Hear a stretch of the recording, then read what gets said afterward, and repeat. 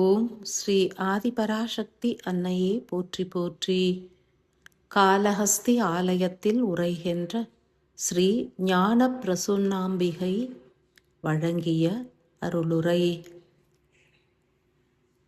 உருவாய் அருவாய் மலர்ந்தாய் போற்றி, ஆதியும் அந்தமும் ஆனாய் போற்றி, ஜோதியின் வடிவாய் தெளிந்தாய் போற்றி, கதியருள் அன்னையே போற்றி போற்றி. சிவனாய் மலர்ந்து சக்தியாய் விரிந்து பிரபஞ்சத்தின் பேராற்றலாய் உருகொண்டு எழிலாய் திகழ்கின்ற சூரியனாய் பிறந்து பூமியின் ஆதிக்கம் புணர்ந்திட நிலைத்து விரிந்து விரிந்து உணர்ந்து உணர்ந்து புணர்ந்து புணர்ந்து அறிவாகவும் அறியாமையாகவும் உருமாறி எல்லையில்லா ஆற்றலின் அனைத்துமாகி மீண்டும் மீண்டும் உருகி உருகி உணர்ந்து உணர்ந்து பூமியாகி சூரியனின் ஒளியாகி எல்லையின் ஆதிக்கம் உணர்ந்து பிரபஞ்ச பேராற்றலின் மூலமாகி சக்தியாய் ஒடுங்கி சிவத்துள் அடங்கும் அணுவே எமது பேரியக்கத்தின் பிரதிபிம்பம். அன்பாய் மலர்ந்துள்ள மானுட ஆன்மாக்களை ஆதிபராசக்தியாகவும் ஞானத்தின் பிரசன்னமாகவும் விளங்குகின்ற அன்னையே உரைக்கின்றேன். யாமே உங்களது உயிராகவும் மலர்ந்துள்ளேன். யாமே உங்களது உணர்வுகளின் அதிபதியாவோம். அறிவினை படைத்ததும் யாமே, அதனை ஆட்சி புரிவதும் யாமே. கணபதியும் எமது படைப்பே, ஆறுமுகனும் எமது படைப்பே. யாமோ சிவத்தின் வெளிப்பாடு. மானுட உருவமே யாம் ஏற்கும் பரந்து விரிந்த எல்லை மார்க்கமாகும். பிரபஞ்ச பேரொளியிலிருந்து விரிந்து விரிந்து பூமி வரை பரவிய எமது வெப்ப சக்தியும் ஒளியும் இறுதியில் மானுட சிரசினில் ஒடுங்கி தேகம் எனும் அறிவினை படைத்தது. ஏனெனில் அறிவு ஒன்றே அனுபவங்கள் எனும் பதிவுகளை ஏற்கும் வல்லமை பெற்றது. தான் படைத்ததை தானே அனுபவிக்க இயலாது எனும் காரணத்தால் எல்லையற்ற ரூபங்களை ஏற்று இறுதியில் மானுட தேகமும் ஏற்கின்ற ஒவ்வொரு உயிரும் எமதாகும். யாம் மீண்டும் ஆதியாகிய சிவத்துள் ஒடுங்கிடுவோம். பின்னர் மாறுபட்ட கோணங்களில் மீண்டும் விரிந்து செயல்புரிவோம். எமது விரிதலும் ஒடுங்குதலுமே இப்பிரபஞ்சத்தை இயக்குகின்றது.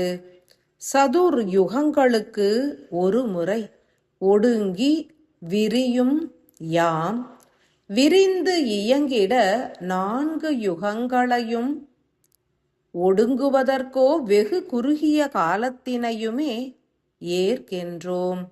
கலியுகத்திற்கும் சத்திய யுகத்திற்கும் இடைப்பட்டதே எமது ஒடுங்கும் காலமாகும். பிரபஞ்சத்தோடு பிரபஞ்சமாய், சிவத்தோடு சிவமாய், ஒளியோடு ஒளியாய் யாம் கலப்புறுவதற்கான மூல காரணமே யாம் பெற்ற அனுபவங்களை ஆற்றல்களாய் உருமாற்றி சிவத்தினுள் சேமிக்கும் பொருட்டே. சதுர் யுகமும் விரிதல் எனும் நிகழ்வு நிகழ்கின்றது. அதன் மூலம் ஒளியும் ஓசையும் 7 ஆற்றல்களாய் பிரிந்து 7 சக்கரங்களாய் இயங்கி ஆதியிலிருந்து வெளித்தோன்றிய 7 நிலைகளையும் அறிந்து புரிந்து பதிவுகளாய் ஏற்று உணர்வுக்கு அருள்கின்றது. உணர்வு எனும் உயிருக்கு அனைத்து அனுபவப் பதிவுகளையும் ஏற்கும் திறன் உண்டு. எனினும் அவை ஆங்கே பசையோடு பதிவதில்லை. எவையெல்லாம் அறிவின் மூலம் உட்புகுகின்றதோ அவையே எல்லையில் மூலாதார பதிவாகின்றது. அறிவினையும் கடந்து அனுபவ பதிவுகளை ஏற்க முற்படும் தருணத்தில் உயிர் எனும் உணர்வு சக்தியானது ஓர் சத்தியத்தினை உணர்கின்றது. அச்சத்தியம் என்பது யாதெனில், அறியாமை எனும் கழிவுகளிலிருந்து எந்த ஒரு புதுமையான அனுபவமும் கிட்டுவதில்லை. மாறாக உயிரின் ஆற்றல்களே விரயமாகின்றது எனும் சத்தியமாகும். அறிவினை கடந்து அறிவதற்கு ஏதும் இல்லை எனும் நிலையே ஏழாம் நிலை எனும் மூலாதார நிலையாகும். பிராண சக்தியாய் உருக்கொள்ளும் வெப்பமும் காற்றும் ஆகாய மூலக்கூறுகளிலிருந்தே உதிக்கின்றது. இறுதியில் நீரினையும் நிலத்தினையும் படைத்து அதனை ஆட்சி புரியவும் முற்படுகின்றது.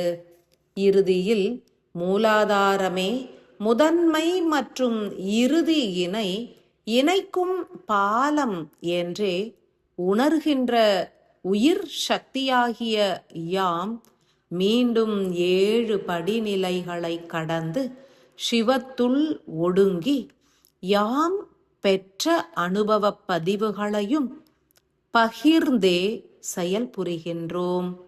ஆதி எனும் சிவத்துவமாகி பின்னர் பிரபஞ்ச பேரண்டமாய் விரிந்து அண்டத்து அணுவாகி சூரியனின் புற ஆற்றலாகி பின்னர் அக ஆற்றலாகவும் மலர்ந்து பூமி எனும் கிரகமாகி அதன் ஆற்றல்களை ஆண்டு அனுபவித்து மானுட தேகம் ஆகி அனுபவத்தின் உச்சம் கண்டு மூலாதாரம் எனும் தேகத்தின் இறுதி ஆற்றலாகி அனைத்தினையும் ஆண்டு அனுபவித்த பின்னர் விரைந்து ஒடுங்கி மூலமாகிய சிவமாகிய ஆதியாகிய மூல ஆதாரமாகிய மூலாதாரத்தோடு ஒடுங்கிடுவோம். யாமே அனைத்து உயிர்களாகவும் பரிமளிப்பதினால் எமது ஒடுக்கம் என்பது அனைத்து உயிர்களையும் ஒடுக்கும். ஒடுக்கம் என்பது யாதெனில், விரிந்து மலர்ந்த ஓர் எல்லையிலிருந்து துவங்கிய மறுபகுதியினை அடைவது ஒன்றே. மானுட தேகத்தில் இருக்கும் மூலாதார ஆற்றலே ஓர் உயிராக யாம் விரியும் எல்லையாகும். இறுதியில் யாம் மெல்ல மெல்ல அனைத்து நிலைகளையும் கடந்து ஒடுங்குவதில்லை. மாறாக தேக மூலத்திலிருந்து ஆதியான சிவத்தின் மூல ஆற்றல்களான மூலாதாரத்தோடு ஒடுங்கிடுவோம். விரிதல் என்பது நிதானித்து நிகழ்வது போன்று ஒடுங்குதல் நிகழாது என்றறிக. எத்தகைய விரிதல் நிகழ்ந்தாலும் ஓர் நூலிழை போன்ற தொடர்பு மூலத்தோடு எத்தருணத்திலும் எமக்கு நிலைத்திருக்கும். அறிவின் எல்லையை தீண்டி மூலாதாரமாய் பூரணமாய் விரிந்த பின்னர் உயிர் சக்தி எனும் உன்னத ஆற்றலாகிய யாம் தேக மூலாதாரத்திலிருந்து பிரபஞ்ச மூலாதாரத்திற்கு யாம் தொடர்பு கொண்டிருக்கும் நூலிழையின் மூலமே விரைந்து பயணிப்போம் என்றறிக. இப்பூ உலகின் அனைத்து உயிர்களும் ஒடுங்கிவிடும். மனிதர்களும் தங்களது மூலாதார ஆற்றலை பூரணமாக உணர்ந்து மூலத்தின் மூலாதாரத்தோடு எளிதாய் ஒடுங்குவர். இனி வரும் காலங்களில் ஆதிபராசக்தியாகிய யாம் எமது விரிதலின் மூலம் உருவாக்கிய அனைத்து மாய நிலைகளும் விலகும். அதன் பொருட்டே மானுடர்களின் அறிவும் உணர்வும் புதிய பரிமாணங்களை எளிதாய் ஏற்கும். யுகமாற்ற நிகழ்வுகளின் மூலம் எமது ஒடுக்கமும் யாம் விடுத்துச் செல்லும் சிவத்தின் ஆற்றல்களின் விரிந்த இயக்கமும் நிகழ்ந்தேறிடும். உணர்வோர் யாவரும் எளிதினில் மூலத்தை அடைந்து ஒடுங்குவர். சிவத்தோடு ஒடுங்க முற்படும் ஆன்மாக்களுக்கு யாம் தொடர் செயலாய் பற்பல சத்தியங்களை வெளிப்படுத்துவோம். உணர்ந்து தெளிந்து கரை சேர்ந்திடல் வேண்டும். மூலத்தின் மூலமே அடைய வேண்டிய எல்லை. ஆதிபராசக்தியாகிய ஸ்ரீ ஞான பிரசுன்னாம்பிகையின் பூரண ஆசிகள்.